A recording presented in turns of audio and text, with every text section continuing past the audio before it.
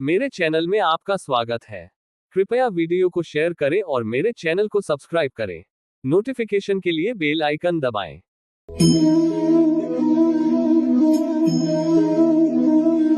कर्मण्येवाधिकारस्ते मा फलेषु कदाचन मा कर्मफलहेतुर्भुर्माते संगोस्त्व कर्मणि। तुम्हारा कर्म करने में ही अधिकार है, उसके फलों में कभी नहीं।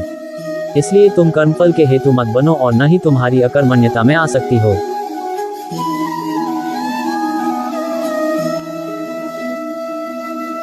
बहुत समय पहले की बात है। एक छोटे से गांव में अर्जुन नाम का एक बालक रहता था। अर्जुन बहुत ही मेहनती और ईमानदार था। वह अपने खेत में दिन रात मेहनत करता था और हमेशा अपना सर्वश्रेष्ठ देने की कोशिश करता था। लेकिन कई बार जब फसल अच्छी नहीं होती थी तो वह निराश हो जाता था और सोचता था कि उसकी सारी मेहनत बेकार गई। एक दिन गांव के बुजुर्ग विद्वान, जिन्हें सभी गुरुजी कहते थे, अर्जुन के खेत के पास से गुजर रहे थे। उन्होंने अर्जुन को देखा जो कि उदास होकर बैठा था। गुरुजी ने अर्जुन से पूछा, क्या बात है पुत्र, तुम इतने निराश क्यों हो? अर्जुन ने उत्तर दिया, गुरुजी, मैं पूरे साल मेहनत करता हूँ, परंतु कभी कभी फसल अच्छी नहीं होती। मुझे लगता है कि मेरी सारी मेहनत व्यर्थ है। गुरुजी मुस्कुराए और बोले, पुत्र, क्या तुमने श्रीमद् भगवद गीता का ये श्लोक सुना है?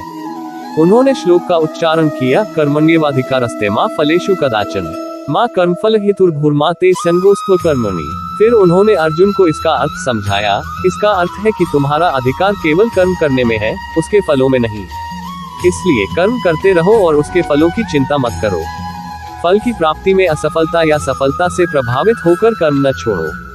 गुरुजी की बातें सुनकर अर्जुन का मनोबल बढ़ा और उसने निश्चय किया कि वह अपने कर्म को पूरी निष्ठा और ईमानदारी से करता रहेगा, बिना फल की चिंता किए।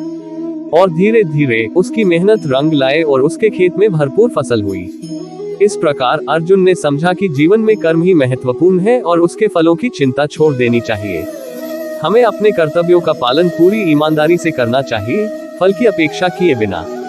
ये कहानी हमें ये सिखाती है कि हमें अपने कर्म पर ध्यान देना चाहिए, न कि उसके परिणाम पर। यही श्रीमद् भगवद गीता का संदेश है, जो हमें जीवन में सही मार्गदर्शन देता है।